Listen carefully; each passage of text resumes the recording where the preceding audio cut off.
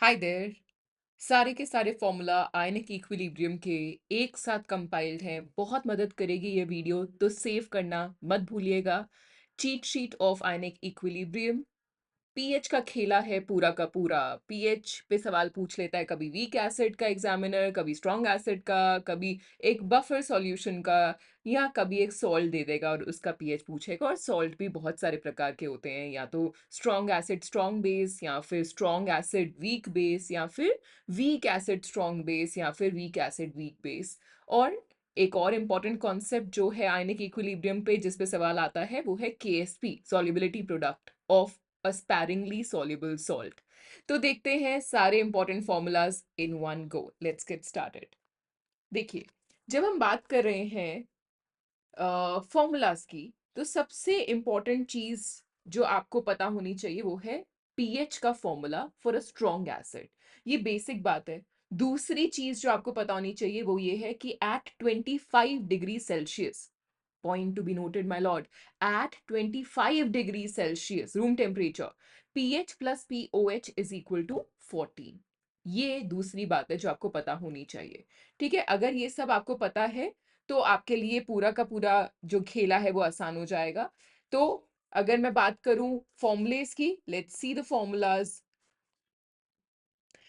तो पहला फॉर्मूला आता है pH of a strong acid which is minus log of H plus. इसी के साथ साथ हम दूसरी वाली बात भी कर सकते हैं POH की। POH क्या हो गया? Minus log of concentration of OH minus, right.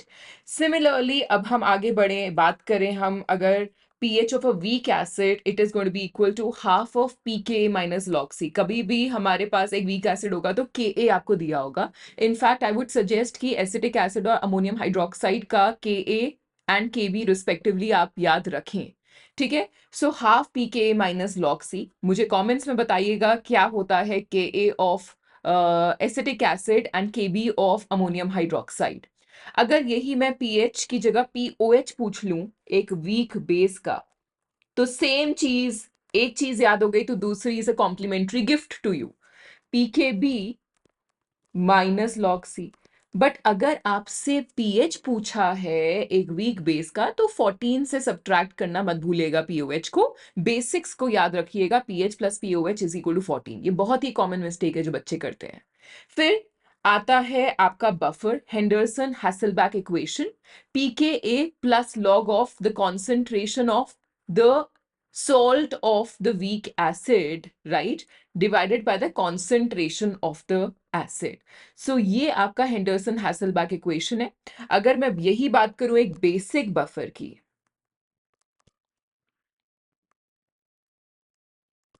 तो पीओएच क्या हो जाएगा? पीएच की जगह पीओएच, पीके की जगह pKb, plus log of concentration of conjugate base की जगह कॉन्जुगेट एसिड का concentration, that means the salt of the weak base, divided by the concentration of the base.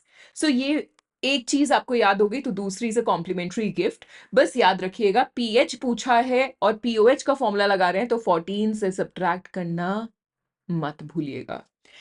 अच्छा, अब सॉल्ट्स हो सकते हैं। सबसे ज्यादा बल्ले बल्ले केस कौन सा होता है? जब हमारे पास स्ट्रॉन्ग एसिड स्ट्रॉन्ग बेस का salt है, क्योंकि in such a case pH is going to be equal to 7। It's going to be neutral at 25 degrees Celsius। Point to be noted, my lord। अगर मैं बात करूं for a salt of strong acid weak base या weak acid strong base, तो घबराने का नहीं। देखिए, हमेशा अगर जो भी चीज जिसकी लाठी उसकी भैंस, जो भी चीज स्ट्रांग है उसका बोलबाला होना मांगता है। तो स्ट्रांग बेस है, इसका मतलब समझ रहे हो कि जो पीएच होगा वो 7 से तो ज्यादा ही होगा, क्योंकि स्ट्रांग बेस इन्वॉल्व है। तो you can see pH is equal to 7 plus something. So 7 plus something, right. यही मैं बात करूं, अगर जब हमारे पास स्ट्रॉन्ग एसिड वीक बेस का कॉम्बिनेशन है, एक ऐसा सॉल्ट है जिसमें स्ट्रॉन्ग एसिड है, राइट, और वीक बेस है, लेट्स से हमारे पास HCl प्लस अमोनियम हाइड्रोक्साइड है, तो HCl एक स्ट्रॉन्ग एसिड है, तो पीएच HCl डोमिनेट कर जाएगा, तो पीएच 7 से कम ही होगा। सो 7 माइनस समथिंग। और जब हमारे पास दोनों ही वीक है तो कौन डिटरमिन करेगा? के ए वैल्यू, जो रिलेटिवली ज्यादा स्ट्रांग है वो डिटरमिन करेगा। अगर के ए ज्यादा, तो क्या ये बात पता है आपको कि पी के ए होगा कम, because minus log of K ए वाली बात हो गई, तो के पी के ए कम हो जाएगा। तो अगर हमारे पास एक स्ट्रॉन्ग एसिड है, सो डू यू अंडरस्टैंड कि हमारे पास जो आंसर आएगा ये पी के हो जाएगा कम, है ना? एक स्ट्रॉन्ग एसिड है तो 7 माइनस समथिंग, मतलब कि पीएच हो गया 7 से कम।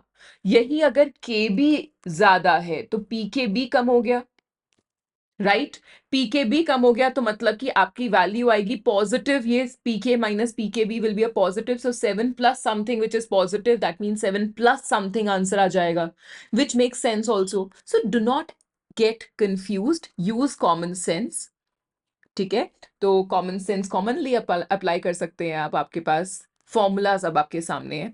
देखिए, जब आप बात कर रहे हैं वीक एसिड स्ट्रॉन्ग बेस की, 7 प्लस समथिंग, वो समथिंग क्या है? देखिए, वीक एसिड का के जो भी स्ट्रॉन्ग है उनके के भी हमको वैसे भी नहीं दिए होते हैं, ना ही उनका कोई काम है ना? It is for the weak that we use the concept of K A and K B's, right? So weak acid का P K A plus log C by 2, यही आपका सेम चीज है बट माइनस में हो जाएगा when you have a salt of the strong acid in a weak base. So pH will be equal to 7 minus pKb plus log C whole by 2, and यही आपके पास अगर वीक एसिड वीक बेस का combination है, 7 plus pK minus pKb by 2, right? अब बात आती है हमारे पास बहुत ही सिंपल केएसपी की।